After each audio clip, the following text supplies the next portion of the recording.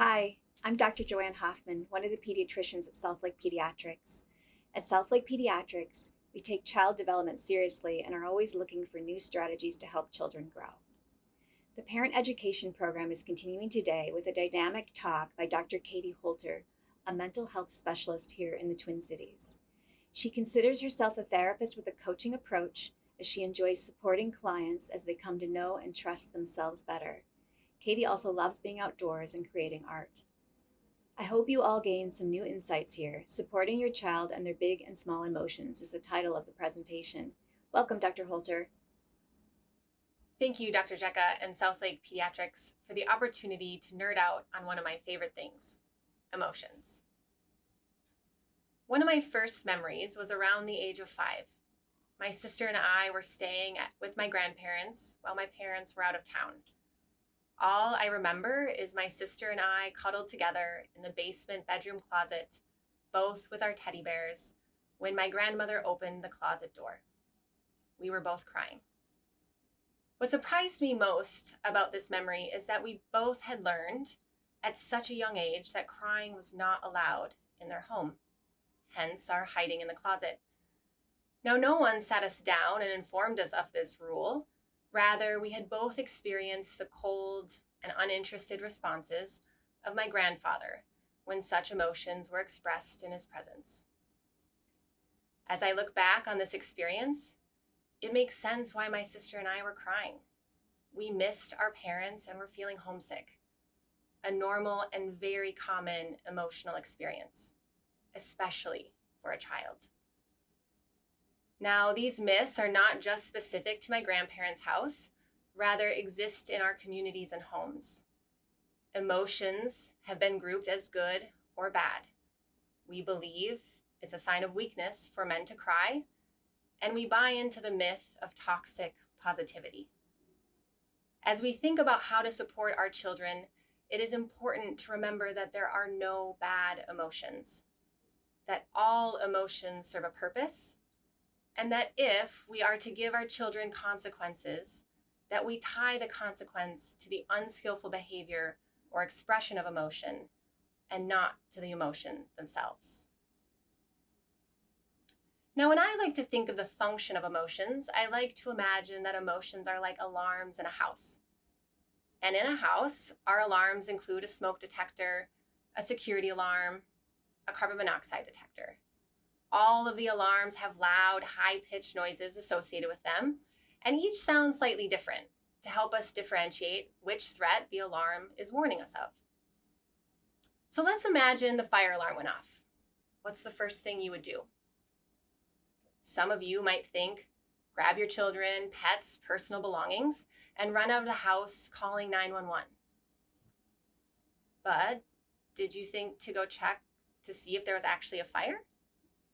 It very well could be a small kitchen fire, someone boiling noodles on the stove, or in my home more recently, the burning of pizza cheese on the bottom of our oven.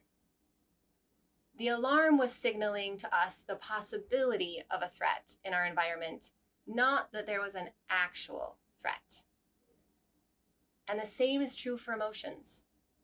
As humans, we have a variety of emotions, each of them sending us different information, and some of them signaling to us through sensations in our body the possibility of a threat in our environment.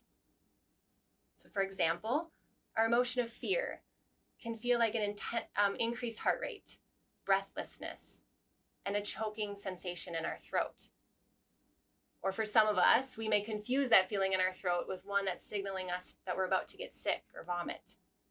Our emotion of fear intends to warn us of the potential threat to our safety, health, or well-being.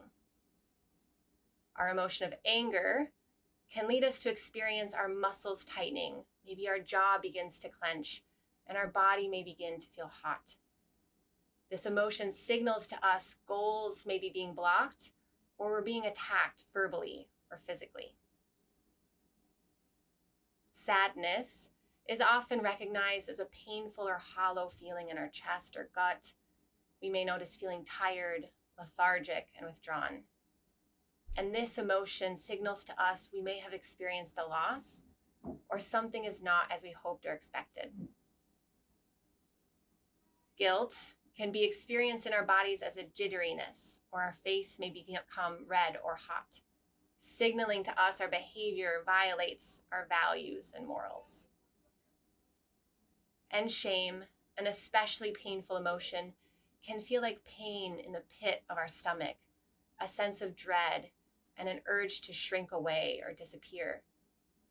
This social emotion warns us of potentially being rejected if characteristics or behaviors of ours are made known to another person or a group. And just like a fire alarm, it's important that we teach our children how to recognize and label their emotions.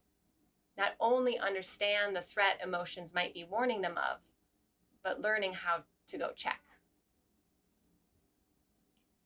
To help guide in the learning of identifying emotions, there are a number of emotion charts. And one of my personal favorites comes out of the Center for Emotional Intelligence at Yale University, and it's perfect for all ages. The creators divided emotions into 4 different quadrants based on the emotion's energy level and pleasantness, associating each section with a color. Their research even shows that children as young as preschool are able to use the mood meter. Now, if you're interested in learning more about the mood meter or the work coming out of the Center for Emotional Intelligence, please look for the link below.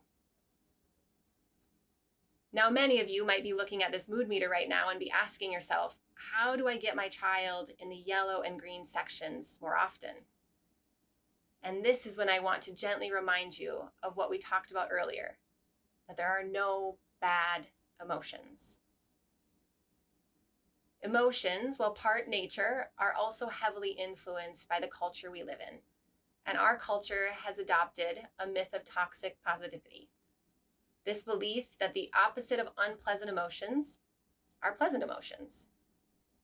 We spend much of our time trying to keep ourselves and our children from feeling painful emotions, under the assumption that then our child will only experience pleasant emotions. Simply stated, we assume the opposite of sad is happy, where in reality, the opposite of sad is not sad, and the opposite of angry is not angry.